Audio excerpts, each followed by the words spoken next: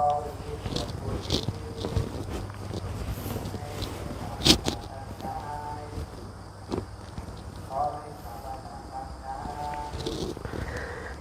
มัตถุรัตนตยัสสะขอนอบน้อมแด่พระรัตนตรัยด้วยเสียงเก้าขอเจริญพรท่านสาธุชนทุกคนทุกท่านเมื่อนี้ก็วันจันทร์ที่8เดือน6ปี2026เนาะก็ยังมีเวลาอยู่เล็กน้อยจะได้มาร่วมกันสนทนาปราศัยธรรมะเนื่องจากมื้อนี้เป็นวันธรรมสวนะวันแห่งการฟังธรรมเป็นมื้อแห่งการฟังธรรมพวกเราก็จะมาร่วมกันสนทนาธรรมกันท่านใดเข้ามาแล้วก็ซอยคอมเมนต์มาให้ได้เด้อว่าเสียงชัดเจนดีบ่สัญญาณใช้ได้บ่เนาะแล้วก็อย่าลืมแชร์ไปเป็นธรรมทานนำ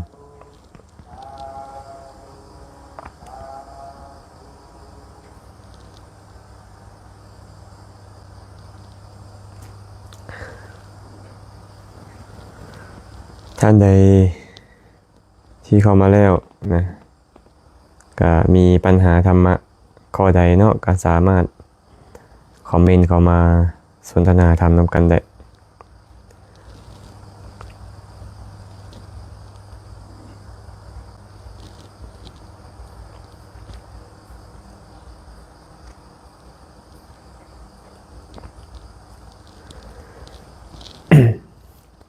น่าจะพอได้ยินเสียงเนาะ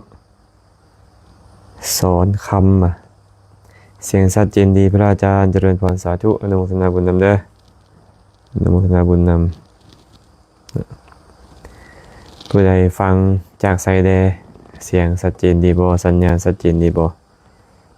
ก็คอมเมนต์เข้ามาอย่าลืมเนาะเข้ามาแล้วก็แชร์ไปเป็นธรรมทานนำเพื่อให้ท่านอื่นๆได้มาร่วมสนทนาธรรมนำพวกเราเวียงคอนขอกราบนมัสการพระอาจารย์แซมเจริญพรสาธุอนุโมทนาบุญด้วย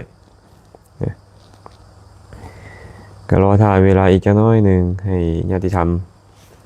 เข้ามาร่วมกันก่อนเนาะจะได้ถามตอบปัญหากันตามลำดับปูเป้บุตรดีวงศ์นมัสการพระอาจารย์เสียงชัดเจนดีสาธุญาติธรรมทางเมืองปากซีแห่งจำปาสักเนาะ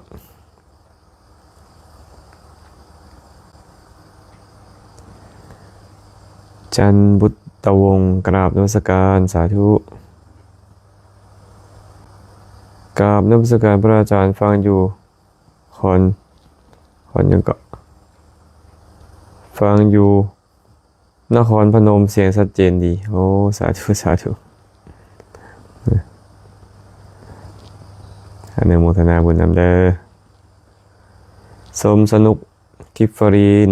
นมัสการขอน้อยอาจารย์ฟังอยู่เมืองละครเพลงเสียงสังชัดเจนดีสาธุอนุโมทนาบุญนำทุกคนทุกท่านเลยเนาะที่เข้ามาอย่าลืมเด้อแชร์ไปเป็นธรรมทานมีคำถามอันใดที่คิดว่าจะเป็นประโยชน์แก่ตนเองแล้วก็ทานอื่นๆก็สามารถคอมเมนต์เข้ามาได้อาจารย์เตาความงามนมัสการขน้อยพระอาจารย์ขน้อยอยู่เมืองละครเพลงเสียงฟังชัดเจนขน้อยไม่เอาเตาไปยังฮอดละครเพลงบุญ ลูกค้าหลายเด้เนี่ยอาจารย์เตานี่เนาะสาธุสาธุได้เรื่องบัววันกราบนมัสการพระอาจารย์ด้วยความเคารพเสียงชัดเจนดีขน้อยญาติธรรมทางเมืองปากไลเนาะสาธุนำเด้อและกระท่านอื่นๆนะที่เข้ามาแล้วก็อนุโมทนานำวีนัทน้อมนมัสการขน้อยฟังจากทางอนสาธุนางวงหาจกหรือวงหาจักนี่กราบพระอาจารย์แซมอาจารย์ขน้อยฝันเห็นผีจะเป็นอย่างบ่ เทพนิมิตจิตสังหรณ์ใจอาวรณ์ธาตุกำเริบความฝันก็คือความฝันเนาะเราก็บ่ต้องไปใส่ใจอะไรเด้อก่อนนอนให้แผ่เมตตาบัดนี้ก่อนนอนก็ ตั้งจิตอันประกอบด้วยเมตตาปรารถนาดีต่อคนอื่นๆปรารถนาดีต่อเทวดาทั้งหลายปรารถนาให้เขามีความสุขเอิ้นว่าตั้งจิตประกอบด้วยเมตตาเนาะหากตั้งจิตประกอบด้วยเมตตาก่อนนอนเจ้าบ่ฝันให้แน่นอนนะลองเอาไปพิจารณาเบิ่งเนาะโอ้อาจารย์เตาพิมพ์ผิดเพิ่นว่าแม่วัดสีดำดวนวางแรงเขาหน่อยอ๋อพอดีอาจารย์ออกมาแต่วัดป่าสีดำดวนประมาณบ่ายโมงครึ่งออกมาฮอดเวียงจันทร์เรียบร้อยแล้วเนาะเป็นบุญให้ทุกคนเด้อพอดีได้ไปร่วมงานสัมมนาพระธรรมวินัยอยู่ที่นครปฐมเนาะก็ไปร่วมบรรยายแล้วก็ได้ร่วมตอบปัญหาธรรมวินัยที่มีผู้สงสัยก็หลังจากนั้นก็กลับมาวัดป่าสีดำดวนไปสนทนาธรรมมื้อคืนมื้อเช้านี่ก็เทศแสดงธรรมไปบุญใดกุศลใดที่เกิดขึ้นก็แบ่งให้ทุกท่านทั้งหมดที่เข้ามานี่แหละเนาะอย่าลืมเนาะเข้ามาแล้วก็ถามปัญหาเข้ามาได้คอมเมนต์ถามปัญหาเข้ามาได้แล้วก็อย่าลืมแชร์ไปเป็นธรรมทานนำ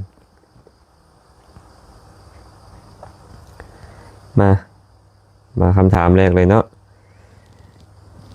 กินนาลีสอธนวงศาสาธุพระอาจารย์ข้าน้อยขอโอกาสถามว่าเวลาเฮานั่งสมาธินี่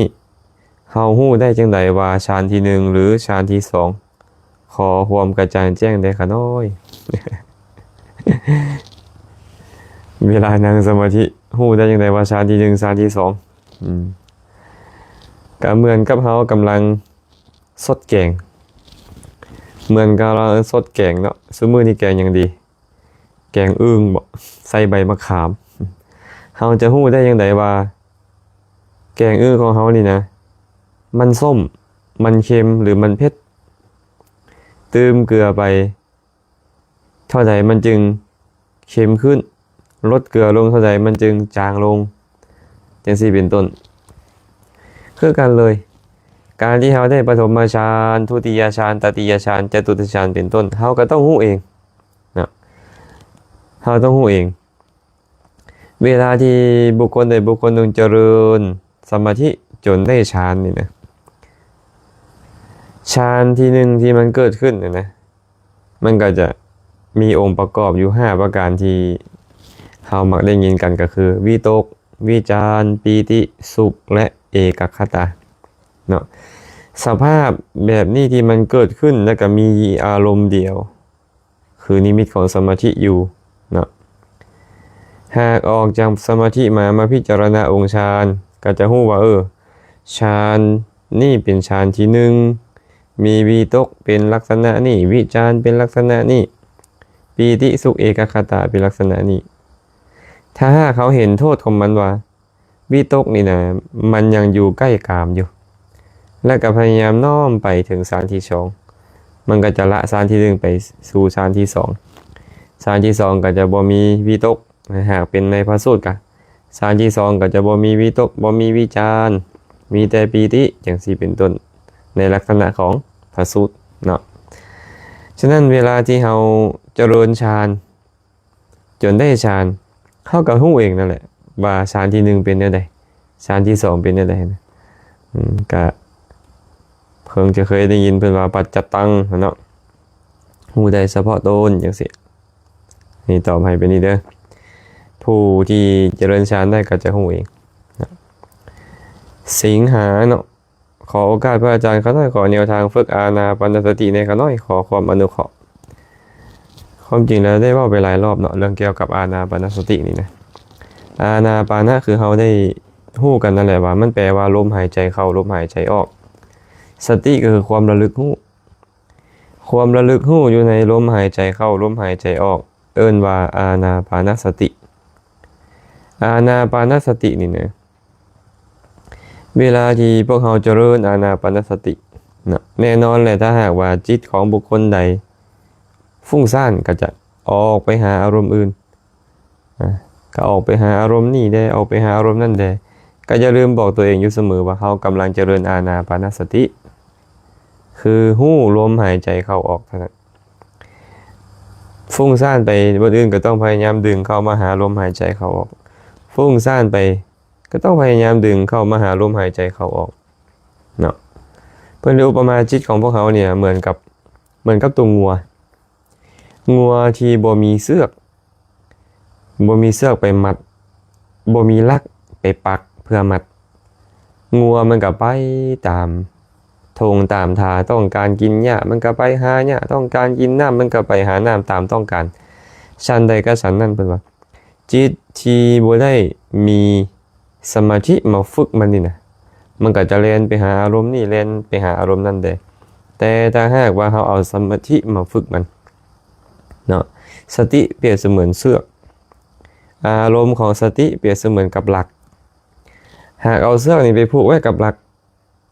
งัวมันก็ไปใส่ไก่บ่ได้มันก็จะอ้อมวนอยู่แถวนั่นแหละวนอยู่แถวหลักนั่นแหละเมื่อมันอ้อมวนไปวนมามันลากไปบ่ได้มันก็นางซบอยู่บนหันจิตของพวกเขาคือกันนะมันอยากออกไปใส่ก็ตามเราก็เลยต้องเอามากำหนดหู้อยู่แค่ลมหายใจเขาออกบ่ต้องไปพิจารณาอีกอย่างหลายนะหู้แต่ว่าอาการเข้าออกของมันพอมันเข้าแบบใดออกไปใดเข้ายาวกับหู้มันออกยาวกับหู้มันเข้าสั้นกับหู้มันออกสั้นกับหู้มันบ่ต้องนำมันเข้าบ่ต้องนำมันออกให้หู้อยู่บนมันกระทบนี่แล้วหู้จังได๋ว่ามันยาวมันสั้นมันกระทบโดนก็เอิ้นว่ายาวมันกระทบแป๊บเดียวก็เอิ้นว่าสั้นเนาะหู้เท่านี้แหละหู้ลมหายใจเข้าลมหายใจออกหู้ลมหายใจเข้าลมหายใจออกแต่แน่นอนใจที่พวกเขายังบ่ได้ฝึกมันก็ต้องแล่นไปหาอารมณ์นี่แล่นไปหาอารมณ์นั่นอยู่บ่เซาหน้าที่ของพวกเขาก็คือลมหายใจเข้าออกเท่านั้นเนาะบางคนนี่นะจำเป็นต้องได้บริกรรมไอ้คำว่าบริกรรมก็คือระลึกต้องอาศัยการระลึกบางคนมักใส่พุทโธหายใจเข้าพุทหายใจออกโธหายใจเข้าพุทหายใจออกโธก็เพื่อเอามากำหนดอยู่ในกับลมหายใจนี่แต่บางคนต้องอาศัยการนับ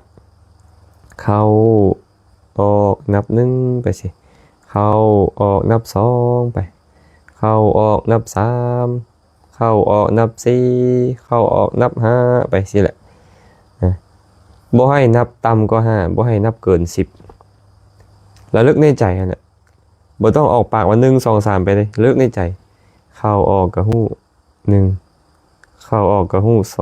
2เข้าออกกับหู้3คันเฮาพยายามนับอยู่ไปนี่มันจะพยายามอยู่กับลมหายใจเมื่อมันพยายามอยู่กับลมหายใจโดนไปนี่ไอ้ที่เฮาระลึกนับมันจะหายไปอัตโนมัติของมันเวลามันหายไปมันก็ลมหายใจปรากฏอยู่จิตเฮาก็จะนิ่งขึ้นเวลาที่เฮาเฮ็ดแบบนี้แล้วนี่นะเวลาจิตใจมันนิ่งขึ้นนี่เมื่อสมาธิเฮาเริ่มมีแล้วมันจะเริ่มลมหายใจจะเริ่มเบาลงจนบางเทื่อเหมือนกับบ่ได้หายใจ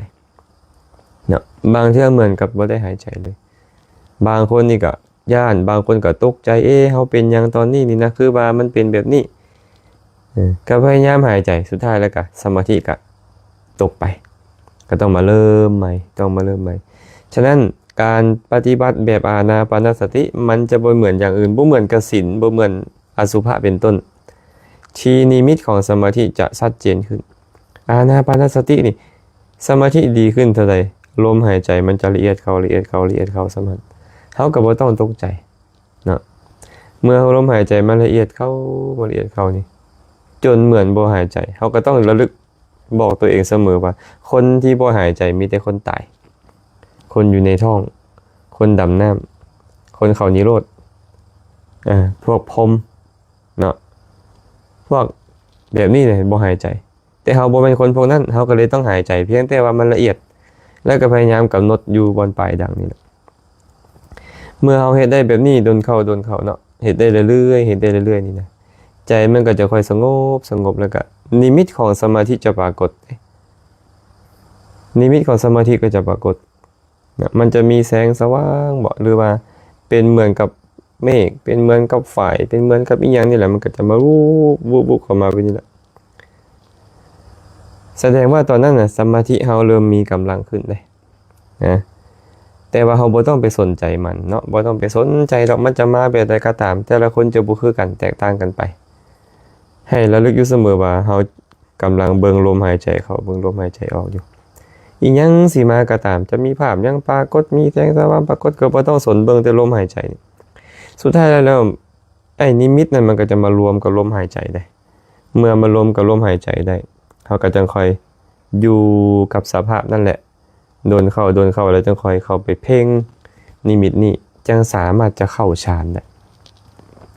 คันยังบ่ได้มีลำดับขั้นตอนมาแบบนี้บ่มีทางจะเข้าถึงฌานอย่างหลายก็แค่ได้ความสงบเมื่อสงบแล้วจิตเฮามักปรุงแต่งคันผู้ใดที่บ่ได้มีการห้ามเรียนศึกษามาแต่หลงได้ความสงบในนึงเดียวมันก็เอาเฮาไปพุ่นแหละเดี๋ยวก็เหมือนกับไปยืนอยู่ท้องฟ้าเบื่อก็เหมือนออกไปยืนอยู่ข้างนอกเบิ่งตัวเองเดี๋ยวก็เหมือนกับไปลอยอยู่กลางอากาศไปอันนี้จิตมันหลอกเฮาเนาะสมาธิเริ่มมีกำลังแล้วจิตมันหลอกเฮามันจะเป็นไปแบบนั้นหากผู้ใดก็ตามบ่ได้ศึกษามาก่อนก็จะหลงว่านี่แหละ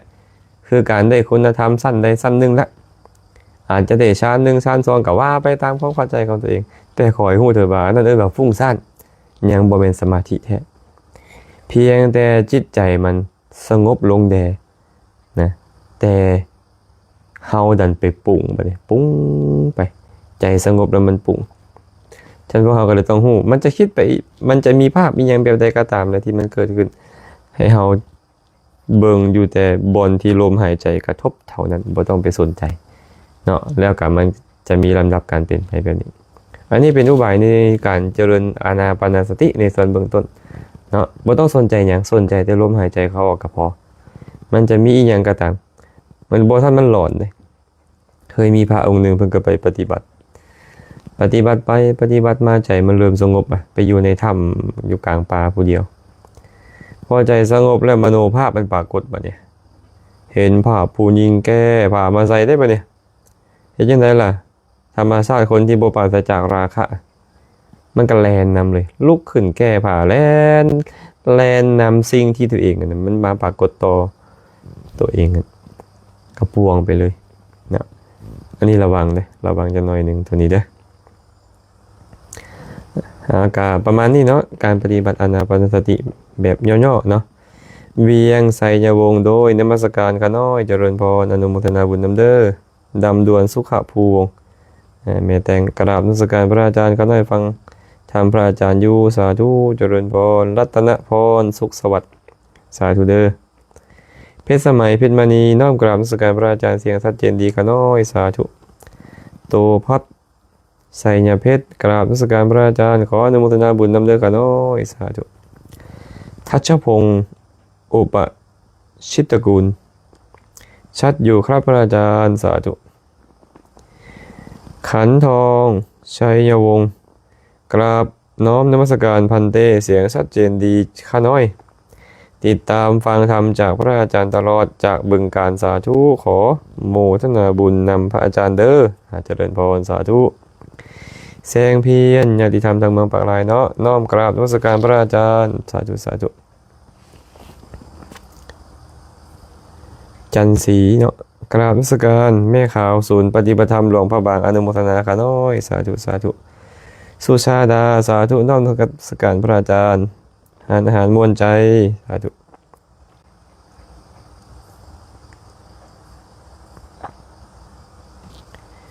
เวียงคอนพระอาจารย์ข้าน้อยระลึกถึงก่อนนอนทุกมื้อข้าน้อยท่องพุทโธเมนาโถธัมโมเมนาโถสังโฆเมนาโถแบบนี้ถูกบ่ได้บ่ข้าน้อยการเจริญกุศลของคนเฮาบ่มีผิดเนาะเจริญกุศลแบบใดก็ได้มันแปลว่าจังได๋ล่ะพุทโธเมนาโถพระพุทธเจ้าเป็นที่พึ่งของข้าพเจ้าธัมโมเมนาโถกับพระธรรมเป็นที่พึ่งของข้าพเจ้าสังโฆเมนาโถกับพระสงฆ์เป็นที่พึ่งของข้าพเจ้าเว้าแบบใดเว้าตอนใดเว้าเวลาใดมันก็บ่ผิดนะแต่จะเอิ้นว่าเป็นพุทธานุสติบ่อันนี้ยังบ่แม่นเนาะหากเป็นการปฏิบัติสมาธิแบบพุทธานุสติต้องมีหลายกว่าหันก็คือการเข้าไปพิจารณาคุณของพระพุทธเจ้าพระพุทธเจ้ามีคุณอย่างใดล่ะอรหังสัมมาสัมพุทโธเป็นต้นนั่นแหละเป็นพระอรหันตตรัสรู้ชอบได้โดยพระองค์เอง เขาก็ไปพิจารณาว่าเป็นอรหันต์แบบใดตัดสู้ชอบได้โดยพระองค์เองแบบใดถึงพร้อมด้วยวิชาและจรณะวิชาคือหยังจรณะคือหยังให้พิจารณาคุณของพระสัมมาสัมพุทธเจ้าจะเอิ้นว่าพุทธานุสติเนาะการที่ระลึกสัมพันธ์นะยังบ่เอิ้นว่าการปฏิบัติธรรมอีหยังเลยเอิ้นแต่ว่าการสาธยายหรือการกล่าวเป็นคำเอาเพิ่นมาเป็นที่พึ่งเท่านั้น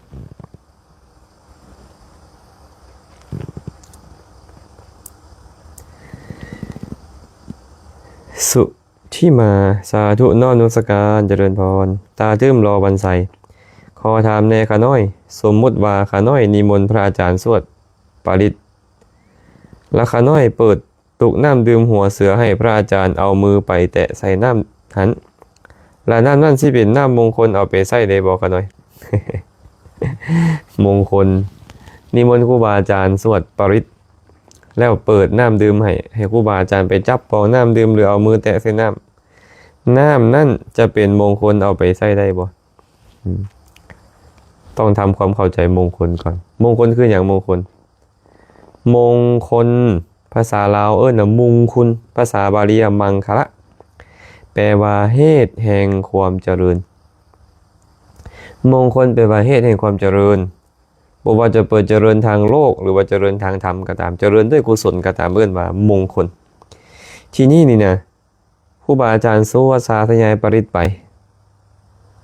นะและหน้ามันจะกลายเป็นมงคลก็ต้องถามว่าหน้ามันเป็นเหตุแห่งความเจริญบนใดก็ต้องไปถามว่าหน้ามันเป็นเหตุแห่งความเจริญบนใดเจริญด้วยอีหยังคันตามความเป็นจริงนี่นะให้เฮาเอาหูเฮานี่ยังลงฟังพระปริต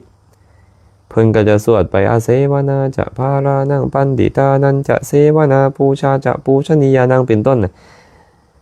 เนาะคันเฮาตั้งใจฟังบุญจะเกิดขึ้นในใจของเฮาคันเข้าใจพร้อมปัญญาก็จะเกิดขึ้นคันบ่เข้าใจก็ได้บุญถามว่าบุญนี่มันส่งผลเป็นอย่างไรส่งผลเป็นความสุขการได้ผลคือความสุขตั้งว่าเจริญบ่คันว่าเจริญตั้งก็เลยเป็นมงคลตั้งแต่ตอนฟังแล้วส่วนน้ำนั่นนะมันบ่ได้มีผลนี้อย่างเลยเอาละครูบาอาจารย์บางองค์อาจจะมีเวทมนต์กลคาถาอาจจะสวดเป่าใส่น้ำและน้ำนั้นอาจจะเฮ็ดให้ผีบ่กล้าเข้าใกล้บุคคลนั้นเป็นต้นบ่เพราะอำนาจของคาถาของเพิ่นบ่อันนั้นก็อาจจะมีได้บางคนบางทานเท่านั้นเนาะแต่ถามว่าสูตรอยู่นี่น้ำดื่มจะกลายเป็นมงคลบ่ก็บอกตามตรงมาบ่แม่นมงคลที่พระพุทธเจ้าสอนเฮาแท้ๆคือให้เฮาประพฤติด้วยตนเองอย่างเช่นอาเสวนาจะพารานังการบ่คบคนผ่านปันดิตานันจะเสวนาการคบบัณฑิตนักปราชญ์ปูชาจะปูชนียานังการบูชาทานที่ควรบูชามีนักปราชญ์บัณฑิตเป็นต้นเหล่านั้นนี่เอิ้นว่ามงคลอันสูงสุดขนาดมงคลข้อที่แรกเลยเพิ่นบอกว่าเจ้าจะไปคบคนซัวมันจึงเป็นมงคลให้ไปคบแต่คนดีจะเป็นมงคลบูชาคนที่ควรบูชาแม่นไผล่ะพ่อแม่ก็เป็นบุคคลที่ลูกเต้าควรบูชาครูบาอาจารย์ก็เป็นบุคคลที่ลูกศิษย์ลูกหาควรบูชาสมณพราหมณ์นักบวชก็เป็นบุคคลที่คฤหัสถ์ควรบูชา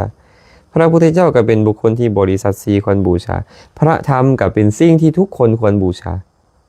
การบูชาสิ่งที่ควรบูชานั่นแหละเป็นสิริมงคลอันสูงสุดถามไว้ผู้ใดเฮ็ดแทนเจ้าครูบาอาจารย์สวดพระปริตอยู่หั่นบ่เฮ็ดแทนเจ้ามงคลนี่บ่ดอกโตเจ้าเองต้องเฮ็ดเองเนาะฉะนั้นนะเหตุแห่งความเป็นมงคลแท้ๆมันบ่ได้เป็นวัตถุเข้าใจบ่เดี๋ยวนี้พวกเขาเนี่ยเป็นหลงวัตถุมงคลคิดว่าวัตถุนั้นเป็นมงคลเป็นเหตุแห่งความเจริญอันนั้นเอิ้นว่าเข้าใจผิดมงคล38ประการที่พระสัมมาสัมพุทธเจ้าตรัสไว้ในมงคลสูตรเนี่ยบ่มีวัตถุจักอย่างเลยมีแต่บอกให้ตัวเองนี่เฮ็ดแบบนั้นมันจะได้มงคลนะแต่ถามว่าใจเฮาสบายขึ้นบ่เวลาฟังพระปริตแล้วได้น้ำไปแล้วก็อาจจะใจสบายอยู่แต่หากบ่มีความเข้าใจก็เอิ้นว่างมงายบ่เอิ้นว่ามงคลนะอันนี้ตอบให้ตาถึงแบบนี้เด้อแต่บางคนนี่เนี่ยได้แล้วใจดีได้บ่คะน้อยก็บ่ผิดหยังได้แล้วใจดีก็ใจดีไปนะบางคนได้น้ำดื่มจากครูบาอาจารย์โอ้ยปานได้ขึ้นสวรรค์ผู้ลางคนอาตมาเคยเห็นครูบาอาจารย์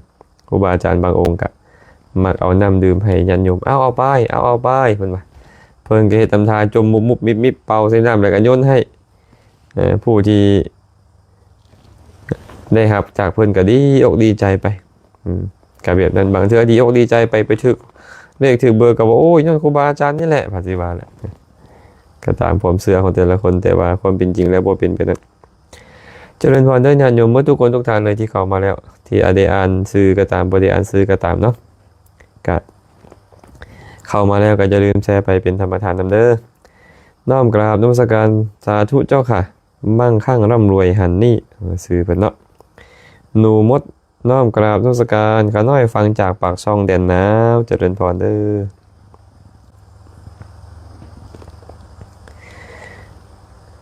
พันนี้โอ้เมซีเมนปานนี่นี่เนาะเป็นบ่อ่านซื้อเพิ่นผิดตลอดเลยไม่ออกแม่ปานเป็นบ่นี่นะมานปานนี่เนี่ยเนาะโดยน้อมนมัสการพระอาจารย์ข้าน้อยขอโอกาสถามข้าน้อยเว้าแบบนี้จะผิดบ่ข้าน้อยยามข้าน้อยจิตตกข้าน้อยจะไปฟังธรรมเพราะครูบาอาจารย์เพิ่นมีพลังความดีเฮ็ดให้จิตข้าน้อยจะฟูขึ้นลักษณะไปเพิ่มพลังผิดบ่ข้าน้อยก็บ่ผิดได้ก็บ่ผิดเนาะเวลาเข้าใกล้บัณฑิตนะมันเป็นมงคลเด้พระพุทธเจ้ายังบอกว่าปัณฑิตานันจะเสวนาการคบการเสพนักปราชญ์อาจารย์เป็นมงคลแม้แต่การฟังพระธรรมก็เป็นมงคลฉะนั้นจิตใจของพวกเขานี่จะเอิบอิ่มจะฟูขึ้นย้อนการเข้าไปฟังธรรมอันนี้กับบ่ได้ผิดหยังก็บอกว่าไปเพิ่มพลังไปชาร์จแบตนำครูบาอาจารย์สนทนาธรรมฟังธรรมเป็นต้นก็บ่ผิดดอกเนาะไม่ออกปานเด้อบ่ผิดหยังเด้อบ่ผิดหยัง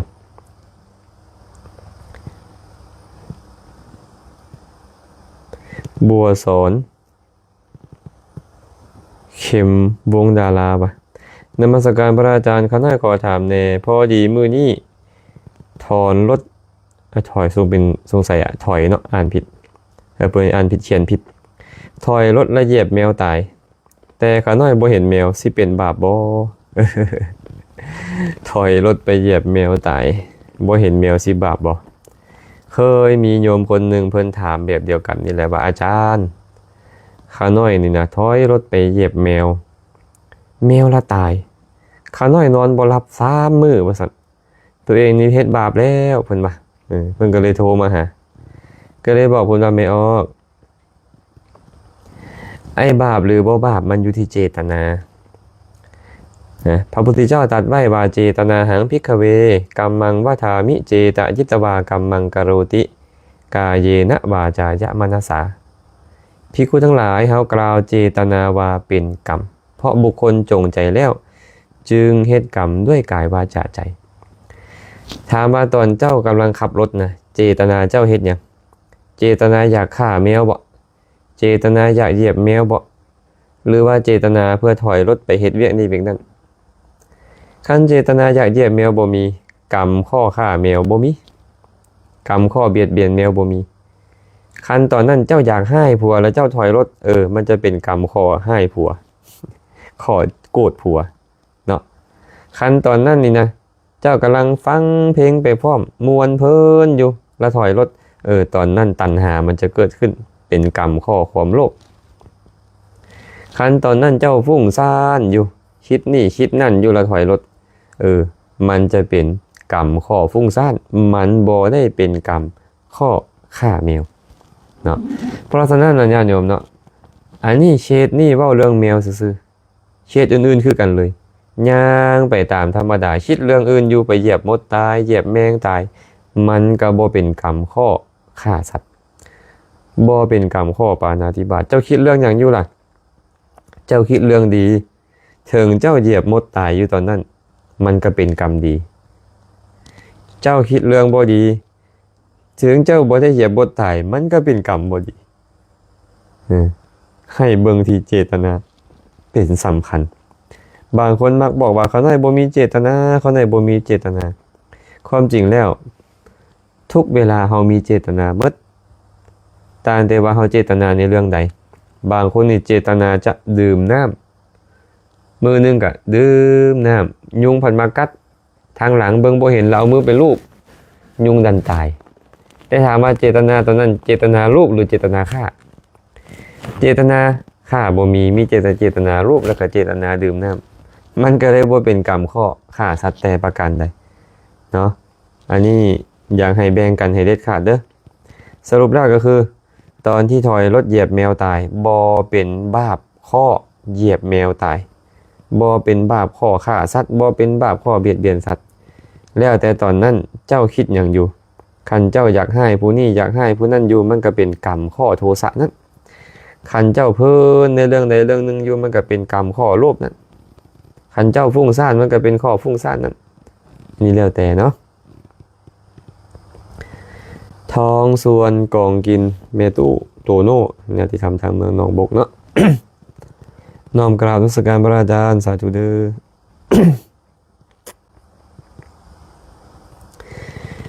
ชื่อของฉันนั้นไม่สำคัญหรอกชื่อของเพิ่นในเฟซเนาะขอน้อมกราบนมัสการพระอาจารย์ค่ะกราบขอบพระคุณในความเมตตาในธรรมให้สติอบรมปัญญาเจ้าค่ะเจริญพรจันทร์สมรพรประดิษฐ์กราบนมัสการพระอาจารย์สาธุสมพระไทยสมภรีสาธุข้าน้อยขอน้อมนมัสการพระอาจารย์ไม่ออกน้อยฟังจากบ้านดงนาโชคเด้อเจริญพรอนุโมทนาบุญนำหอมคำวิไลน้อมกราบนมัสการพระอาจารย์เสียงแจ้งดีข้าน้อยสาธุสาธุแก้วมณีพรสาธุน้อมกราบนมัสการพระอาจารย์อนุโมทนาบุญนำเด้อ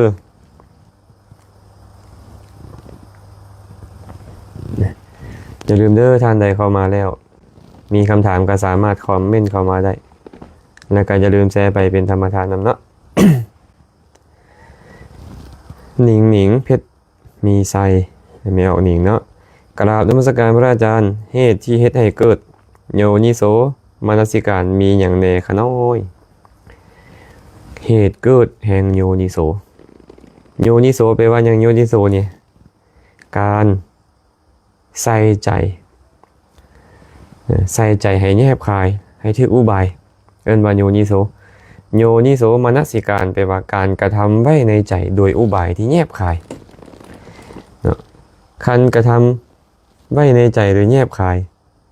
เห็นสิ่งดีเห็นสิ่งบ่ดีใจก็เป็นบุญฟังเสียงดีหรือบ่ดีใจก็เป็นบุญดมกลิ่นดีหรือบ่ดีก็เป็นบุญชิมรสชาติได้สัมผัสหูแจ้งธรรมารมณ์ดีหรือบ่ดีก็เป็นบุญคันมีโยนิโสมนสิการคันบ่มีโยนิโสมนสิการเห็นอันดีก็เป็นบาปได้ใจเนี่ยฟังเสียงม่วนก็เป็นบาปได้ใจเนาะเพิ่นก็เลยถามมาว่าโยนิโสมนสิการนี่นะแม่นหยังล่ะเป็นเหตุเกิดขึ้นของมันเพิ่นบอกว่านึงเลยการอยู่ในประเทศที่สมควรอยู่ในสถานที่สมควรเป็นเหตุเกิดขึ้นของโยนิโสการคบบัณฑิตการคบบัณฑิตนี่ก็เป็นเหตุแห่งโยนิโสการฟังธรรมบัณฑิตการฟังธรรมของบัณฑิตก็เป็นเหตุแห่งโยนิโสการตั้งตนไว้ชอบการตั้งตนไว้ชอบก็คือการประพฤติปฏิบัติตามคำสอนของบัณฑิตนั้นเป็นประการที่สี่เจริญศีลสมาธิปัญญาให้เกิดขึ้นเฮ็ดตามข้อประพฤติปฏิบัติที่บัณฑิตแนะนำนั้นข้อที่5ก็คือปุเพกตปุญญาตาการที่เคยเฮ็ดบุญไว้ในการก่อนในอดีตนี่นะมักเฮ็ดกุศลคุณงามความดีมาปัจจุบันนี้โยนิโสมนสิการมันก็เกิดขึ้นไงเนาะอยู่ประเทศที่สมควรอยู่สถานที่สมควรคบบัณฑิตฟังธรรมของบัณฑิตตั้งตนไว้ชอบคือปฏิบัติตามบัณฑิตนั่นและก็ปุเพกตปุญญาตาเฮ็ดบุญไว้แล้วในการก่อน5อย่างเนาะแจมสอนแก้วสาธุชัดเจนดีเจริญพร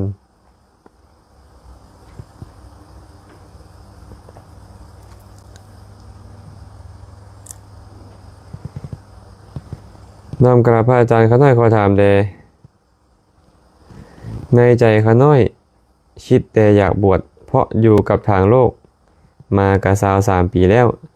ใจตอนนี้อยากไปทางธรรมะคันบวชอยู่วัดบ้านตัวเองกะย่านชาวบ้านสิติสินนินทาต้องเฮ็ดแนวใดน้อคันเฮาประพฤติปฏิบัติบ่ดีบวชอยู่ไสเขาก็ติสินนินทาเนาะ บทอยู่ใส่ก็ที่สินนินทาบทแม่แต่อยู่บนใดก็ตามเฮ็ดดีปานใดก็ตามเขาก็ติสินนินทาคือเก่าไอ้คนที่ติสินนินทาเพิ่นเลยมักเว้าไปนี่อันนินทากาเลเหมือนเทน้ำเพิ่นว่าคันจัวตามเว้าเรามักเว้าไปนี่เราบอกว่าอันว่าแนวคำเว้าของคนเฮามันเกินง่าย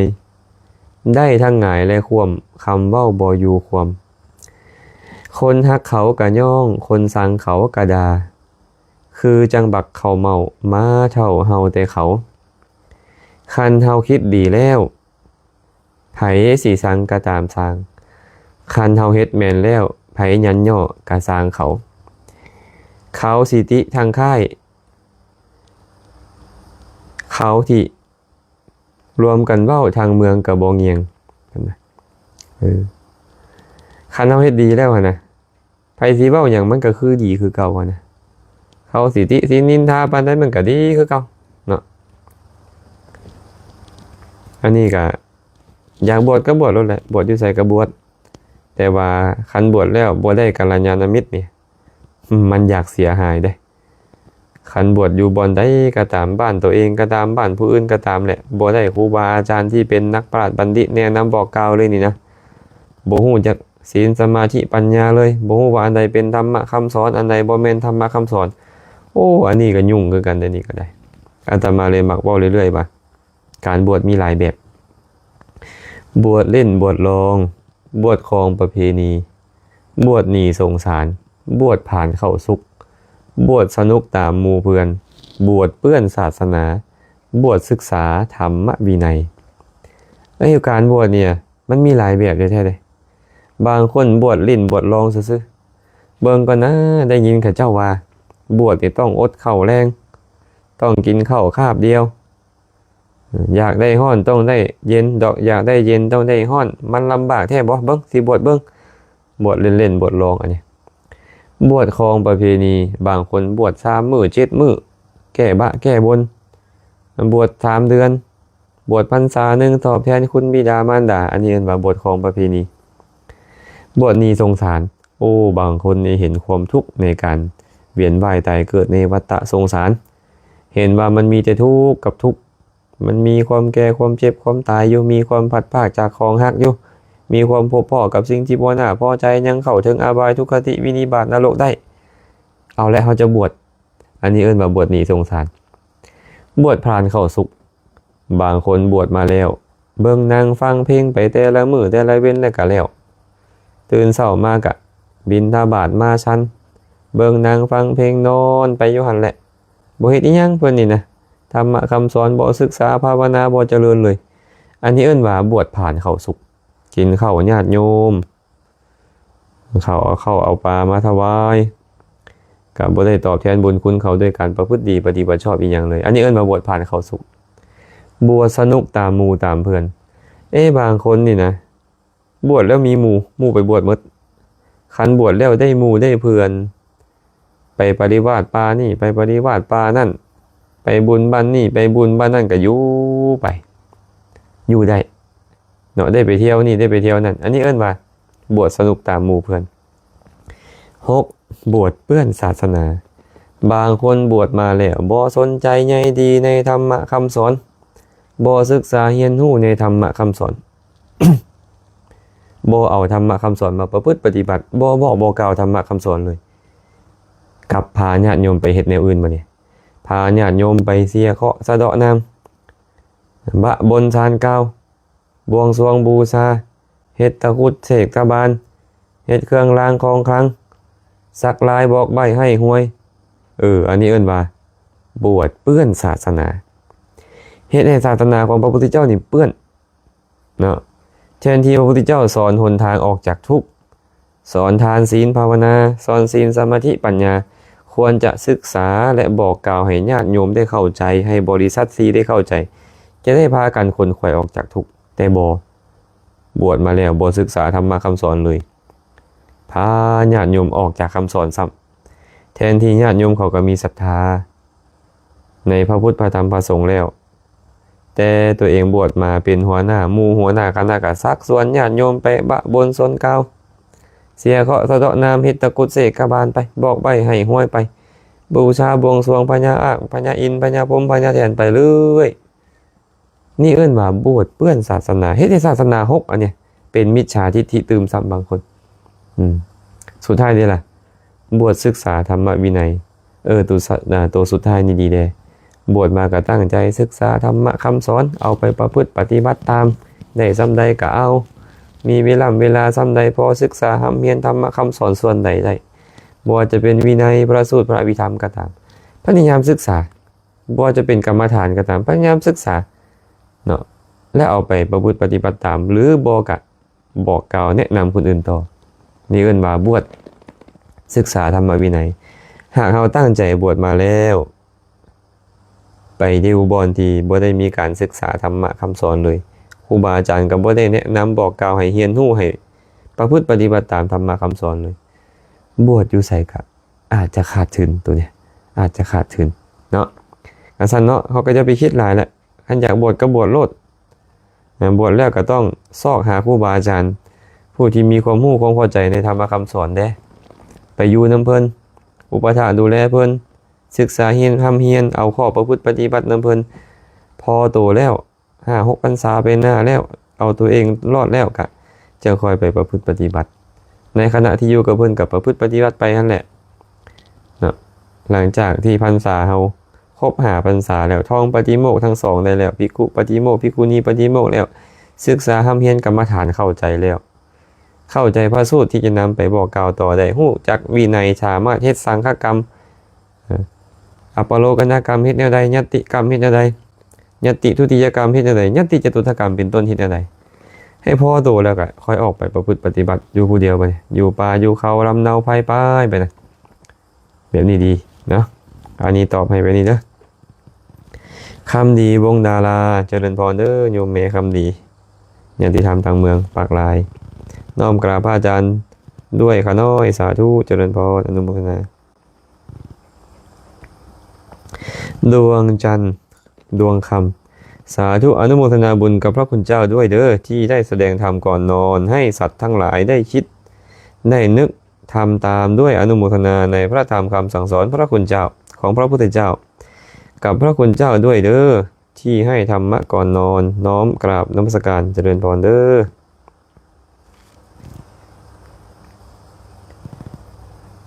ไสยสิทธิ์ไสยสิทธิ์ไสยทิศไสยสิทธิ์มั่นวงศากล่าวนมัสการพระอาจารย์ข้าน้อยปฏิบัติอานาปานสติประจำทุกวันมาเดี๋ยวนี้ข้าน้อยบ่อยากวนนำคนอื่นเลยอยากอยู่แต่คนเดียว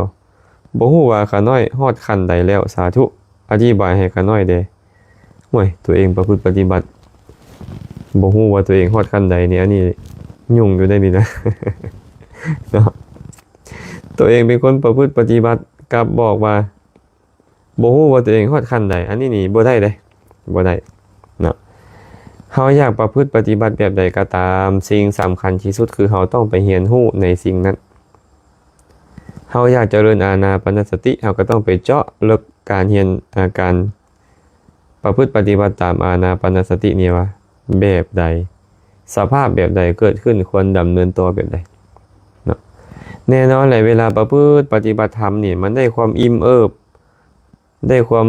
สงบแล้วมันก็บ่อยากวนกับคนอื่นแต่บ่ได้หมายความว่าเฮาได้คุณธรรมสั้นนี่สั้นนั่นได้บ่ได้หมายความว่าจังซั่นคันสมาธิมันเกิดขึ้นบ่ว่าจะเป็นอุปจารสมาธิหรืออัปปนาสมาธิก็ตามมันสงบนิวรณ์แล้วนี่นะมันก็บ่อยากสุงสิงกับไผมันเห็นว่าการสุงสิงมันให้ค่าเนาะก็แสดงว่าเฮานี่นะคงจะได้ความสงบที่เกิดขึ้นจากการประพฤติปฏิบัตินั่นแหละแล้วเฮาจึงบ่อยากสุงสิงกับคนอื่นเนาะจึงบ่อยากสุงสิงกับคนอื่นแต่ว่าจะถึงขั้นใดนั้นซ้ำนี่มันยังบ่คันพิสูจน์ได้เทื่อว่าได้ถึงขั้นใดก็ต้องไปเบิ่งว่ามันมีอีหยังใดในระหว่างที่เฮาประพฤติปฏิบัติไปมันเกิดขึ้นนั่นน่ะสภาพใดมันเกิดขึ้นในเวลาที่เฮาประพฤติปฏิบัติอยู่มันจังสิพอบอกกันได้ว่าตอนนี้นี่นะเอิ้นว่าอุปจารฌานเอิ้นว่าอัปปนาฌานเอิ้นว่าปฐมฌานทุติยฌานเป็นต้นเนาะมันยังบอกกันได้เทื่อถ้าหากเฮาบ่ได้ประพฤติ ปฏิบัติไปถึงลำดับขั้นตอนที่อาตมาบอกมาในส่วนเบื้องต้นเกี่ยวกับอานาปานสตินั้นบุญสู่ภูมินทร์ศิลวัตรขอน้อมแด่ท่านอาจารย์ที่กล่าวแล้วแต่ของพระตถาคตเจริญพรเดมิสุนจิตเสียงชัดเจนดีครับฟังจากกรุงเทพกว่าน้อยสาธุแป้งยงน้อมกราบนมัสการอนุโมทนาบุญเจ้าค่ะเจริญพรอนุโมทนาบุญอยากติดตามทุกคนเลยเด้อโยมอนงจันจำปาซักกราบนมัสการพระอาจารย์กลับจากงานสัมมนาพระวินัยแล้วหรือคะเจริญพรกลับแล้วมาถึงวัดปานาคามแล้วเอี้ยงมานี่อ่านบ้างได้นี่เองเจอปะน้อมกราบพระอาจารย์ข้าน้อยฟังธรรมพระอาจารย์อยู่เด้อไม่ออกน้ำสาธุสาธุเจริญพรอนุโมทนาบุญนำปานินกราบสาธุอาจารย์สาธุสาธุไม่ออกตาดำปาลมหลวงประเสริฐสาธุน้องแตงโมแม่สลัดเนาะน้อมนมัสการพระอาจารย์ข้าน้อยแซ่ไปเป็นธรรมทานแล้วเด้อสาธุสาธุปานีสาธุเด้อเพชรสมรธีรศักดิ์น้อมนมัสการพระอาจารย์สาธุหนูเล็กน้อมนมัสการข้าจากลูกศิษย์วัดทองเนียมเจ้าค่ะเจริญพรมาต่ออีกคำถามหนึ่งแง่สีวงใสสาธุข้าน้อยขอโอกาสถามพระอาจารย์ข้าน้อยยังบ่เข้าใจคำว่าไตรรัตน์อธิบายให้ข้าน้อยฟังเดชพระอาจารย์ตกลงไตรรัตน์หรือไตรลักษณ์ มันมี2อย่างด้วยนี่ไตรรัตน์อย่างหนึ่งไตรลักษณ์อย่างหนึ่งคันไตรรัตน์ก็หมายถึงรัตนตรัยก็หมายถึงพระพุทธพระธรรมพระสงฆ์เป็นว่าไตรรัตน์คันไตรลักษณ์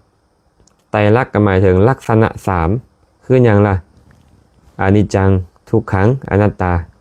คือบ่เที่ยงเป็นทุกเป็นอนัตตาเอิ้นว่าไตรลักษณ์ลักษณะ3อย่างของธรรมชาติทุกอย่างที่เป็นสังคตธรรมเนาะเมบุญมีอินทวงศ์กราบนมัสการพระอาจารย์ข้าน้อยสาธุศรีสุพรรณน้อมกราบนมัสการพระอาจารย์ข้าน้อยฟังชัดเจนอยู่เด้อพระอาจารย์เจริญพรสาธุเวียงคำอุตสาวิไลครจันทรังสีน้อมนมัสการพระอาจารย์ข้าน้อยขอโอกาสมือสวยนี่ข้าน้อยไปทรงสักการคนตายและเก็บเงินได้200,000 กีบข้าน้อยให้ศิลวัตรประกาศหาเจ้าของเอาคืนแต่บ่มีไผมาถามเอาข้าน้อยขอโอกาสถามว่าถ้าบ่มีไผมาถามเอาละข้าน้อยสมควรเฮ็ดแนวใดกับเงินนี้ข้าน้อยสาธุ เห็นแบบใดก็ได้เป็นสิทธิของเขาเนาะถ้าหากว่าเขาไม่ได้มีจิตคิดจะขโมยอีกอย่างเลยมีแต่เห็นเฮียเอาพยายามประกาศหาเจ้าของแล้วเมื่อบ่มีเจ้าของก็สามารถบังสกุลได้เขาคงบ่มีอะไรแล้วแหละเขาคงสละทิมแล้วเขาก็สามารถเอาไปใส่ไปซอยได้อยากให้มันเกิดประโยชน์อย่างกับไปใส่ซอยประโยชน์นั้นโอ้ซื้อน้ำปานะถวายครูบาอาจารย์บอกก็ได้บุญเนาะหรือว่าร่วมกินทานนำเจ้าภาพเจ้าศรัทธาที่เขามีเป็นญาติของผู้ร่วมผู้ตายนั่นเลยก็ได้บุญไปแล้วแต่เขาสิเอาไปใส่บ่ได้ผิดหยังเนาะแต่ถ้าหากเขามาทวงคืนบ่เนี่ยเงินค่อยได้หั่นนะก็ต้องได้ใส่เขาคืนได้คันในกรณีเช่นนั้นนะมานิทันทวงศ์น้อมกราบนมัสการพระอาจารย์ฟังจากบ้านสะพานทองใต้นครหลวงสาธุเด้ออนุโมทนาบุญนำนาลีน้อมกราบนมัสการพระอาจารย์อนุโมทนาบุญนำข้าน้อยสาธุวิรพรวันจันทร์ก็อนุโมทนาบุญกุสาธุการในธรรมที่พระอาจารย์เมตตาอนุเคราะห์เด้อข้าน้อยเจริญพรสาธุ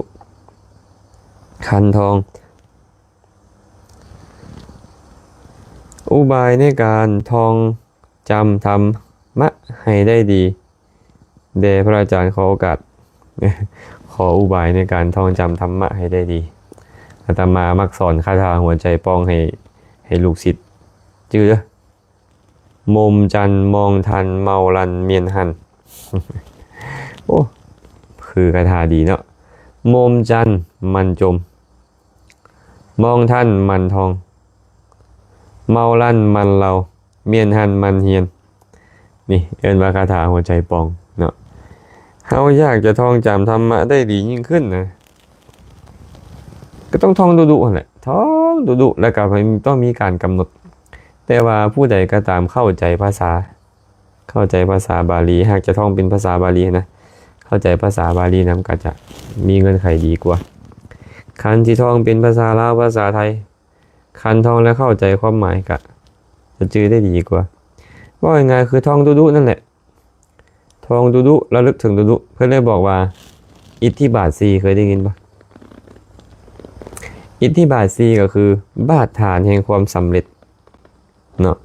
แต่อิทธิบาท4ที่แท้จริงก็คือในโพธิปักขิยธรรมได้แต่เราสามารถถอดรหัสมาใส่ในชีวิตประจำวันพวกเราได้ฉันทะคือความพอใจเจ้าต้องมีความพอใจในสิ่งที่เจ้าจะท่องนั่นก่อนวิริยะ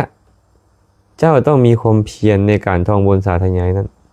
จิตตะเจ้าต้องเอาจิตฟักไฟคิดฮอดเรื่อยๆในสิ่งที่เจ้าท่องบนสาธยายนั้นวิมังสาเจ้าต้องเอาปัญญาไปพิจารณาสิ่งที่เจ้าท่องบนสาธยายนั้นนำคันมี4อย่างนี้ก็น่าจะจือจำได้ดียิ่งขึ้นเนาะพงษ์พัฒน์อินทวงศ์กราบนมัสการพระอาจารย์ข้าน้อยขอถามการที่เฮาให้ลูกหรือตีลูกนี้บาปบ่ข้าน้อยและเฮาสิเฮ็ดจังไดจึงสิคุมอารมณ์ได้ ให้ลูกตีลูกนี่บาปบ่เพิ่นบ่ให้นี่เป็นความดีบ่ญาติโยมบ่ให้นี่เป็นโทสะที่มันควบคุมบ่อยู่แล้วมันออกมาทางคำเว้าเอิ้นว่าให้ตีลูกคือกัน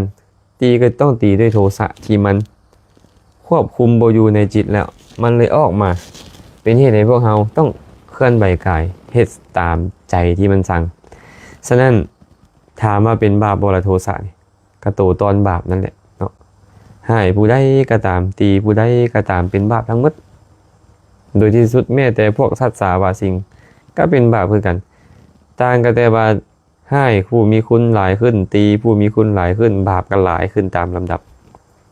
เท่านั้นเนาะเฮ็ดจังไดสิควบคุมอารมณ์ได้บ่ต้องควบคุมมันเข้าใจมันคันเข้าใจมันพิจารณาเห็นว่ามันมีโทษอยู่เรื่อยๆมันก็จะบ่ให้พอสิให้ปุ๊บมันก็ฮู้ได้มันมีโทษได้เจ้าจะเข้าถึงอบายทุกขติวินิบาตนรกเพราะกันที่เจ้ามักให้นี่ได้เกิดมาชาติใดผิวพรรณเจ้าจะเศร้ามองบ่ป้องใสบ่งดงามได้เป็นขี้ทูดคูดทางได้เป็นคนตกกะได้ปากบิดปากเบี้ยวได้อวัยวะพิกลพิการย้อนได้เตือนมันเรื่อยๆแบบนี้แหละเข้าใจมันเห็นโทษของมันเรื่อยๆมันก็จะเศร้าได้มันจะลดลงตามลำดับมันเนาะคันยังบ่พิจารณาเห็นโทษกันยากได้สมจันทร์ไซเนี่ยสิมวะน้อมกราบสาธุฟังจากหลักสาวคำเกิดเจริญพรสาธุเด้อญาติธรรมเมืองคำเกิดขอให้มีความสุขความเจริญนางบุญไซเนี่ยวงข้าน้อยน้อมกราบนมัสการพระอาจารย์สาธุสาธุสายน้ำวิรุณกราบนมัสการพระอาจารย์ค่ะสาธุเด้อเวียงคอน DPS พระอาจารย์ข้าน้อยขอโอกาสถามข้าน้อยอยากรู้และระลึกถึงคุณของพระพุทธเจ้าข้าน้อยยังบ่เข้าใจว่าควรระลึกแบบใดขอความเมตตานะพระอาจารย์เด้ข้าน้อยอันนี้ยาวเลยอาตมาได้สอนพุทธานุสติไว้ให้นักเรียนอภิธรรมวันอาทิตย์ลองไปเสิร์ชฟังมึงเด้อคุณของพระสัมมาสัมพุทธเจ้าเพิ่นย่อมาเป็น9ตอนแม่นบ่อรหังสัมมาสัมพุทโธวิชชาจารณะสัมปันโนสุขโตโลกวิทูอนุตตโรปุริสธรรมสารถิสัทธาเทวมนุษสานังพุทโธภควารวมเป็น9อย่างนี้ย่อสุดและคุณของพระสัมมาสัมพุทธเจ้านี่นะเป็นอรหันต์แบบใดให้เฮาไปพิจารณาว่าคุณของความเป็นอรหันต์นี่คือหยังล่ะผู้บ่มีกิเลสบ่มีความโลภบ่มีความโกรธบ่มีความหลงบ่มีความอิจฉาตาห้อนบ่มีความที่แกล้งแย่งสิ่งดีบ่มีจิตที่คิดบ่ดีเลยอันนี้เอิ้นว่าอรหันต์ไกลจากกิเลสคือบ่มีจังซี่เป็นต้นให้เฮาไปตามพิจารณาคุณของพระพุทธเจ้าจึงเอิ้นว่าพุทธานุสติเนาะอันนี้ต้องได้ไปศึกษาเพิ่มเนี่ยอันนี้ต้องศึกษาเพิ่มคันมาเว้ามื้อนี้นี่ก็คือสิบ่หมด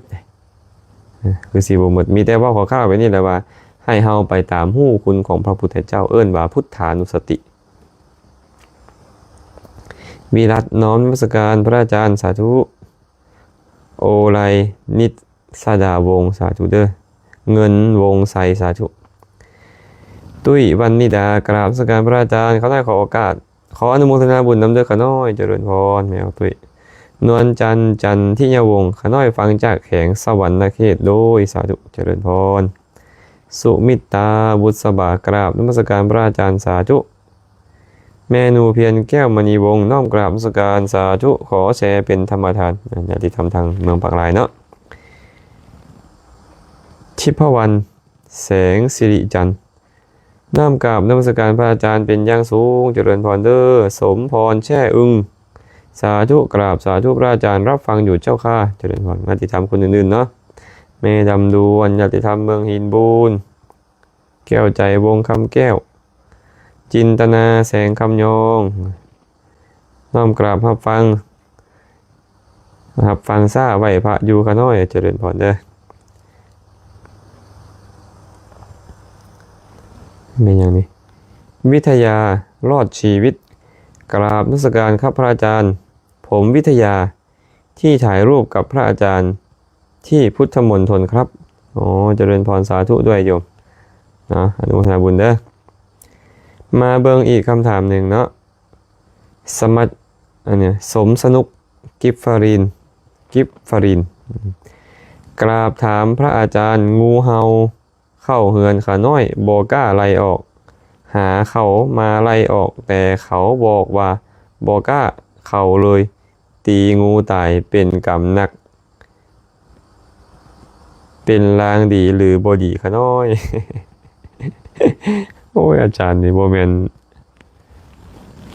คนเบิงโซกเบิงลางซะมันนะจากเสียบาจังใดเนาะงูเข้าเฮือนเป็นลางดีหรือบดีอันนี้ตอบตรงๆว่าบ่ฮู้เด้อตอบตรงๆว่าบ่ฮู้แต่การที่ตีมันจนตายดีบ่อันนี้ก็บ่ดีเนาะตีผู้ใดก็บ่ดีตีผู้ใดฆ่าผู้ใดก็บ่ดีตีฆ่าสัตว์เดรัจฉานก็เป็นบาปซ้ำตีฆ่าสัตว์เดรัจฉานการตีฆ่าคนขึ้นมาก็เป็นบาปซ้ำคนผู้ใดมีคุณหลายขึ้นก็บาปหลายขึ้นไอ้ล้างกันยังบ่สำคัญที่ว่าเฮาไปเฮ็ดบาปอกุศลมันจะส่งผลเป็นทุกข์ในอนาคตนะเนาะฉะนั้นเนาะมันมากับพยายามหาอุบายอะไรมันออกใส่ใจให้ดีย่านมันมากัดคนอื่นตายมันสิมีโทษหรือว่าย่านคนอื่นมาเห็นแล้วเขาสิทุบที่ตีมันกับพยายามไล่มันออกอันนี้ใส่ใจแบบนี้มันก็บ่มีโทษนะแต่การไปทุบไปตีมันก็มีโทษอะไรเนาะมีโทษเด้อพอมันปูน้อมกราบนมัสการพระอาจารย์สาธุขาน้อยเจริญพรญาติธรรมทางบริคำไสเนาะสุดาวันสอยสุวรรณน้อมกราบนมัสการพระอาจารย์ด้วยความเคารพอย่างสูงกราบสาธุขาน้อยสาธุเด้อสีสมุทรแก้วอรุณไสสาธุขาน้อยนมัสการพระอาจารย์เจริญพรอนุโมทนาบุญนำอ่านบ้างเลยจันไซปะจันไซทิพย์แก้วพระอาจารย์ขาน้อยขอถามในพระผู้ใหญ่เจ้าอาวาสด่าให้ครูบาในตอนที่เฮ็ดเวียกโดยที่บ่ได้เฮ็ดผิดอย่างหลายแต่ใช้คำด่าที่ให้แหงด่าฮอดพอแม่ด่าคือหมูคือหมานี่พระผู้นั้นผิดหลายบ่คะน้อย พระภิกขุด่าพระภิกขุเป็นอาบัติปาจิตตีเนาะเป็นอาบัติปาจิตตีแต่ถามว่าเป็นอาบัติปาจิตตีนี่นะอาจารย์มันบาปหลายบ่ไปเบิ่งที่เจตนาคันเจตนาแหงโกรธแหงก็บาปหลายหากผู้ที่ถูกด่านั่นเป็นผู้มีศีลหลายขึ้นบาปก็หลายขึ้นอีกถามว่าการด่าการวานี่เอิ้นว่าหยังล่ะพรุสวาจาพระพุทธเจ้าบอกว่าภิกขุทั้งหลายพรุสวาจาอันบุคคลเจริญกระทำให้หลายแล้วยอมเฮ็ดบุคคลนั่นให้เข้าถึงอบายทุกขติวินิบาตนรกโทษอย่างเบาที่สุดยอมเฮ็ดบุคคลนั่นผู้เกิดเป็นมนุษย์แล้วให้ได้ยินแต่เสียงที่บ่ดีเกิดมาชาติใดจะถูกด่าถูกว่าถูกตำหนิติเตียนเสียงให้เสียงด่าเสียงที่บ่น่าฟังจะได้ยินอยู่ตลอดผลแบบนี้อันนั้นเป็นโทษของมันเนาะและก็เป็นคนขี้ให้ท่ายเปอีกในอนาคตนะเกิดมาชาติใดก็จะขี้ให้ท่ายเปบ่น่าเบิ่งบ่น่าส้มบุญใดใจรุนกราบนมัสการพระอาจารย์เสียงสัตว์ดีอยู่ปากลายเจริญพรเด้ออนุโมทนาบุญนำ สายหยุดกันทวงศ์กราบนมัสการพระอาจารย์ฟังจากระยองชัดเจนดีเจ้าค่ะสาธุสุขสมัยน้อมกราบพระอาจารย์สาธุท่านาขันอาสาขอถามเนพระอาจารย์อุอากาสะเมนคาถาพารวยบ่ขน้อยสาธุ อุอากาสะเมนคาถาพารวยบ่จือเด้อผู้ฟังวันนี้ทองเด้ออุอากะสะเอิ้นว่าคาถาหัวใจเศรษฐีคาถาหัวใจเศรษฐีพาให้รวยแต่บ่แม่นทองแล้วรวยต้องเฮ็ดตามเนาะอุอากะสะย่อมาจากหยังอุมาจากอุทธานะสัมปทาอามาจากอารักขสัมปทากะมาจากกัลยาณมิตรตาสะมาจากสมะชีวิตานะจะอธิบายฟังตามลำดับมีมานพคนหนึ่งไปถามพระพุทธเจ้าเข้าไปเฝ้าพระพุทธเจ้าแล้วก็บอกว่าข้าแต่พระองค์ผู้เจริญพวกข้าพระบาทนี่นะยังเป็นคฤหัสถ์อยู่ครองเฮือนยังนอนเบียดเสียดกับลูกเมียอยู่ยังยินดีในเงินและทองใส่สอยเงินและทองอยู่ยังยินดีในการใส่สอยกระแจจวนจันอยู่ขอพระองค์จงอาศัยความอนุเคราะห์ตัดบอกธรรมที่จะเป็นเหตุให้มีความสุขในปัจจุบันและในอนาคตด้วยเถิดพระพุทธเจ้าก็เลยตัดเหตุให้ได้ความสุขในปัจจุบันคืออีกอย่างล่ะพระองค์ก็บอกว่ามีอยู่4อย่างเด้อ4อย่างคือหยังอุอากะสะนี่แหละอุคือหยังอุทธานะสัมปทาหมายถึงความขยันหมั่นเพียรบ่เกียจคร้านข้อที่1เลยเจ้าอยากร่ำรวยเจ้าอยากมีความสุขในปัจจุบัน1อุทธานะสัมปทาความถึงพร้อมด้วยความขยันหมั่นเพียรบ่เกียจคร้าน2อารักขสัมปทาความถึงพร้อมด้วยการรักษาทรัพย์ที่หามาได้ด้วยความขยันหมั่นเพียรนั้น3กัลยาณมิตรตาความถึงพร้อมด้วยความเป็นผู้มีมิตรดีคบหาแต่คนมีศรัทธามีศีลมีจาคะมีปัญญาเป็นคนดี4สมะชีวิตาแปลว่าความถึงพร้อมด้วยการดำรงชีวิตพอเพียงคำว่าดำรงชีวิตพอเพียงคืออย่างไรรายรับต้องเหนือรายจ่ายรายจ่ายต้องน้อยกว่ารายรับบ่ฟุ่มเฟือยเกินไปคันฟุ่มเฟือยเกินไปก็จะเหมือนคนกินหมักเดือสั้นบาทเดียวหมักเดือตกเป็นร้อยจับมากินแค่หน่วยเดียว2หน่วยอันนี้ก็เหมือนคนกินหมักเดือคนบางคนก็ใส่ฟุ่มเฟือยเกินไปแทบจะบ่มีประโยชน์สิ่งที่ซื้อนะสิ่งที่ซื้อที่หามาบางคนก็ใส่ชีวิตฝืดเครื่องโพดใส่ชีวิตฝืดเครื่องอันดีๆบ่เคยอยู่บ่เคยกินเลยแต่เงินหลายอยู่อันนี้ก็เกินไปเท่ากับอย่าให้ตนลำบากและอย่าฟุ่มเฟือยเกินไปนี่เอิ้นว่าสมะชีวิตาพระพุทธเจ้าเลยบอกว่าอุอากะสะหมายถึง4ตัวนี้เด้อเป็นคาถาหัวใจเศรษฐีแต่บ่แม่นว่าเอามาท่องแล้วจะรวยต้องเอามาปฏิบัติตาม1ขยันหา2รักษาดี3มีกัลยาณมิตร4ใช้ชีวิตพอเพียงชื่อว่าขยันหารักษาดีมีกัลยาณมิตรใช้ชีวิตพอเพียงอุอากะสะเพิ่นถามมาว่าอุอากะสะนี่นะ อุอากาสะนี่เป็นคาถาพาให้เฮารวยบ่ก็ตอบว่าบ่แม่นคาถาพาให้รวยดอกแต่เป็นวิธีย่อในการจื้ออุบายในการเฮ็ดให้รวยต้องเฮ็ดขยันหมั่นเพียรหาทรัพย์สมบัติด้วยอุบายที่ชอบทำได้มาแล้วก็หาวิธีรักษาป้องกันบ่ให้สูญเสียไปแบบให้ประโยชน์ต้องเข้าไปคบคนดีคนมีศีลมีกัลยาณธรรมเวลาใช้ชีวิตก็ต้องพอเพียงนำอันนี้จะรวยเนาะ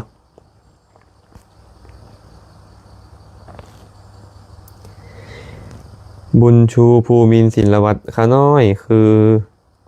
อุบาสิกามีนามว่ามวลนิตา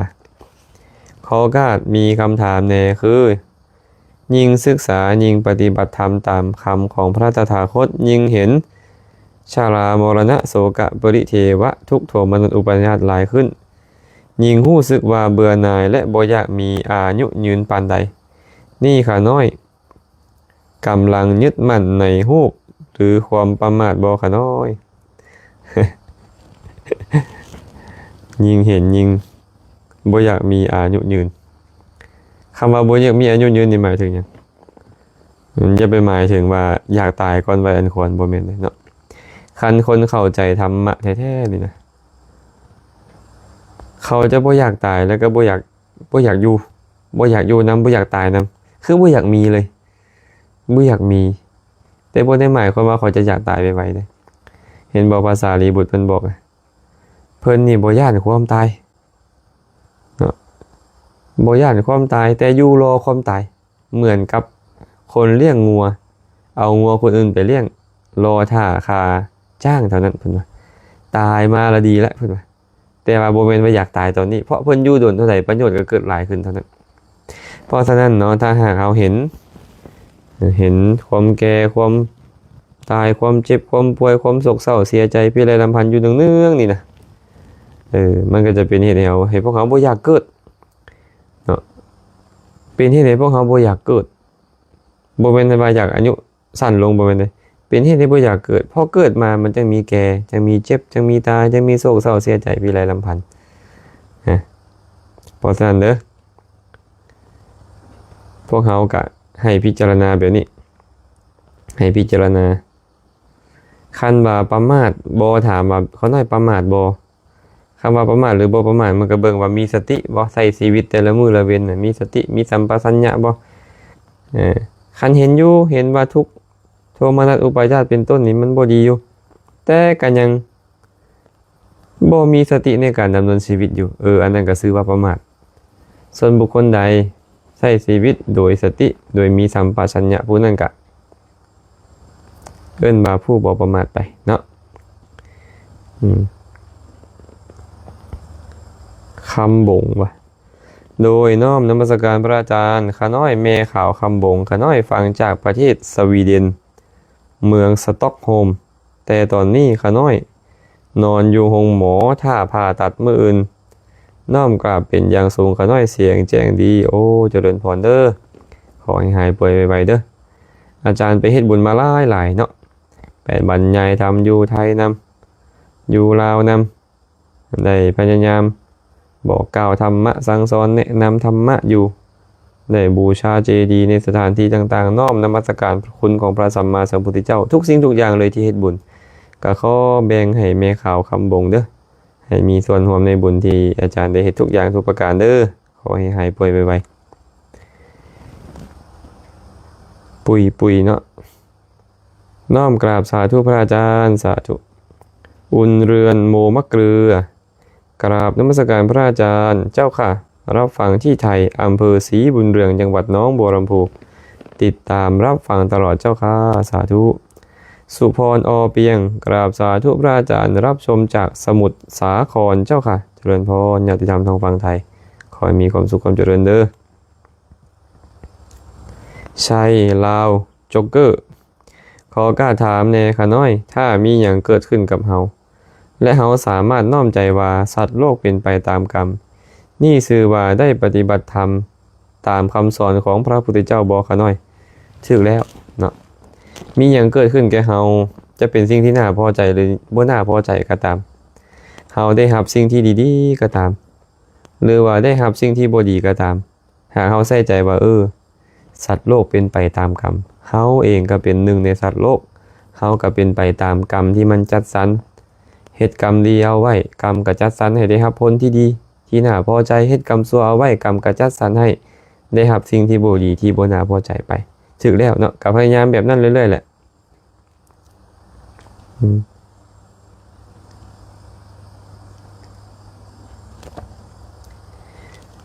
สุบรรณผิวอ้วนพระอาจารย์โยมอยากถามว่าโยมเคยเอามะม่วงของวัดมากินโดยบ่ได้รับอนุญาตกลัวมีกรรมจะแก้ได้อย่างไรเจ้าคะจากอุบลประเทศไทยขอบพระคุณเจ้าค่ะตอบโยมด้วยสาธุค่ะเจริญพรโยมสุบรรณเนาะการที่เรานำของอย่างใดอย่างหนึ่งของสงฆ์อันนี้พูดเฉพาะของสงฆ์นะหากของนั้นเป็นของสงฆ์ที่สงฆ์ครอบครองห่วงแหนอยู่ เอามา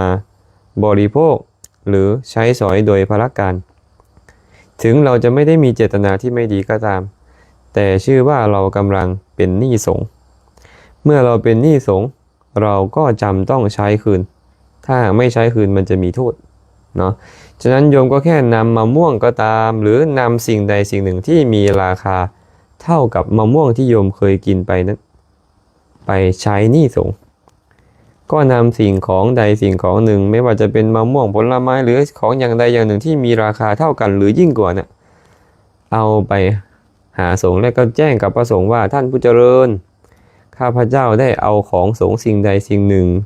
มีมะม่วงเป็นต้นไปบริโภคแล้วข้าพเจ้าขอนำสิ่งของนี้มาใช้หนี้สงฆ์ขอพระคุณเจ้าจงรับเถิดแค่นี้โยมก็ชื่อว่าเป็นผู้ได้ใช้หนี้สงฆ์ได้ทำสิ่งที่สมควรกระทำในสิ่งที่เราทำผิดพลาดไปแล้วแล้วก็ไม่ต้องไปนึกถึงมันอีกก็ไม่มีโทษแล้วนะโยมนะบุตธาภัตติกาอุบาสิกากราบนมัสการพระอาจารย์สาธุเด้อนามทิพย์เนาะลูกสาวลานามทิพย์จันไซทิพย์พระแก้วพระอาจารย์เขาน้อยขอถามในพระผู้ใหญ่เจ้าอาวาสดาจัวโอตอบไปเลยตัวนี้เนาะตอบไปเลยเด้อนางโมนุ่นนิ่มกับสาธุพระอาจารย์สาธุแจนราชสมบัติโยมเมแจนจากอเมริกาน้อมกราบนมัสการพระอาจารย์กันน้อยสาธุสาธุอุดมไซสีประเสริฐสาธุที่ได้ธรรมะความหูนำสาธุนงนุชใช่ไหมจากประเทศเยอรมันเจ้าค่ะเจริญพรสาธุด้วยเนาะขอให้มีความสุขความเจริญเด้อแตงโมมุนทองหลางสาธุสาธุ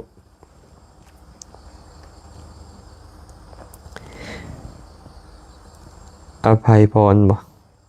น้อมกราบพระอาจารย์ก็ได้ขอถามแน่คนที่เสียชีวิต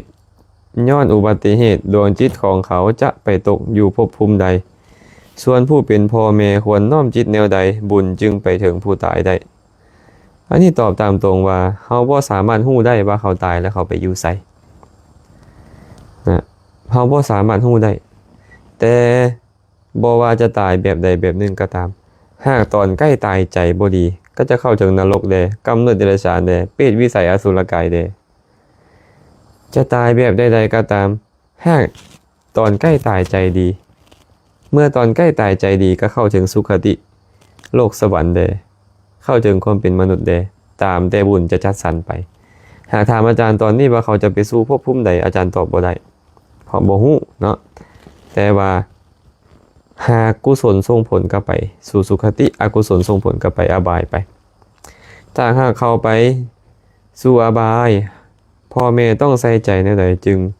ให้เขาได้บุญนำบุญจึงจะถึงเขาก็ต้องตอบแบบนี้ว่าถ้าหากเขาเข้าไปสู่ภพภูมิที่สามารถรับรู้ได้เขารับรู้ว่าเขาเฮ็ดบุญแล้วอุทิศให้เขาก็สาธุการนำเขาก็ได้บุญนำเขาแต่ว่าจะได้บริโภคไส้สอยหรือบ่อีกเรื่องนึงนะเคยมีพราหมณ์ไปถามพระพุทธเจ้ากันแหละว่าพวกเขาน้อยมีศรัทธาจากเฮ็ดบุญหาผู้ตายพวกเขาน้อยอุทิศบุญให้เขาเนี่ยเขาจะได้รับบ่พระพุทธเจ้าก็บอกว่า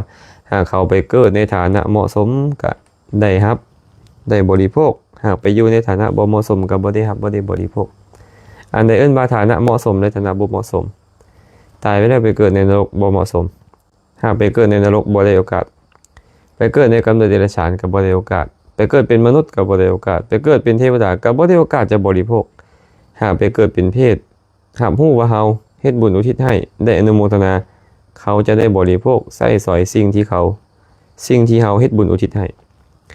แต่ถ้าไปเกิดในกำเนิดอื่นบ่ได้บริโภคแต่สมมุติว่าเขาไปเกิดเป็นเทวดาเขารับรู้ว่าเฮาเฮ็ดบุญอุทิศให้เขาสาธุการนำเขาได้บุญบ่เขาได้บุญแต่บ่ได้บริโภคต่างจากพวกเพศแบบนี้ซื่อๆเนาะ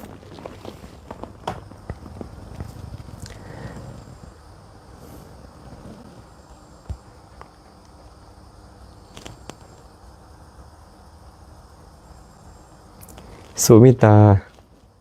พระอาจารย์นำพาไหวพระมือสลององค์พระไพเราะบาลีและเฮ็ดให้อยากไหวตลอดนี่แมนเฮาติดในเสียงบ่พระอาจารย์ และเทวดาจะเข้าใจแต่ภาษาบาลีบ่ค่อยน้อย เทวดาก็เข้าใจหลายภาษานั่นแหละภาษาเขาก็เข้าใจต่างกันแต่ว่าเขาเว้ากันเขาเว้าแต่ภาษาบาลีเขาฟังเป็นภาษาบาลีซื่อๆเนาะแต่ถามว่าเขาติดในเสียงบ่ล่ะอันนี้ก็ต้องถามตัวเองว่าในขณะที่เขาสวดนะเขาเพลิดเพลินพอใจในเสียงนั้นบ่คันเขาเพลิดเพลินพอใจในเสียงก็แสดงว่าเขาติดในเสียงแต่ในขณะที่สาธยายอยู่นั่นหลายๆคนก็น้อมนึกถึงคุณของพระพุทธเจ้าตอนนั้นก็บ่ได้สนใจเสียงหรอกสนใจแต่คุณของพระพุทธเจ้าแต่ทำนองมันเฮ็ดให้เฮานึกถึงคุณของพระพุทธพระธรรมพระสงฆ์ได้ดีกว่าก็ถือว่าเป็นสิ่งที่ดีไปเนาะเอาขอตอบคำถามสุดท้ายกันแล้วกันเนาะเดอเฟอร์มี่ว่ากราบนมัสการพระอาจารย์ก็น้อยอยากถามสมมุติว่าตัวของเฮาเองนี้อยากบวชซ้ำซาเข้าโรงเรียนเดือนเก้า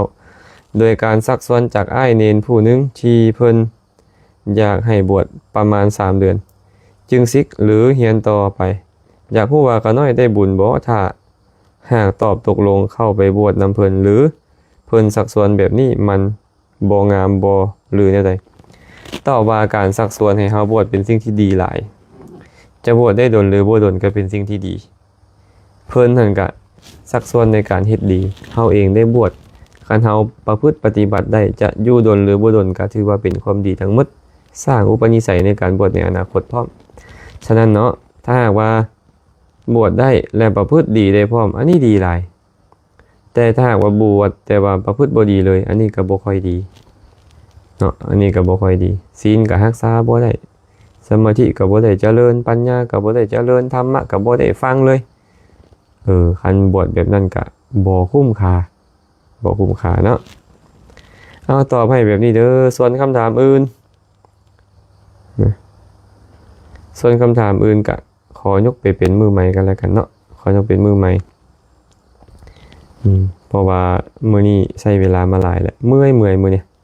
เพราะว่ามื้อก่อนหน้านั้น